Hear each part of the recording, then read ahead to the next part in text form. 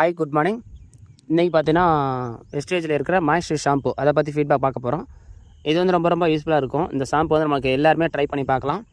இந்த ஷாம்பு வந்து ட்ரை பண்ணும்போது நம்மளுக்கு முடி வந்து நல்லா growth கிடைக்குது. இந்த ஷாம்பு ட்ரை பண்ணும்போது நமக்கு முடியோட ஸ்ட்ராங்னஸ்ஸு அதே மாதிரி டேமேஜ் கேர் எல்லாமே சரி பண்ணுறதுக்கு ரொம்ப யூஸ்ஃபுல்லாக இருக்குது. இந்த ஷாம்பு வந்து நம்ம யூஸ் பண்ணும்போது நம்ம தலையில் இருக்க பொடுகு, பேனு, ஈறு இந்த மாதிரி எல்லாமே சரி பண்ண முடியும். இது ஒரு மந்த்லேருந்து 2 மந்த்தில் வந்து சரி பண்ண முடியும்.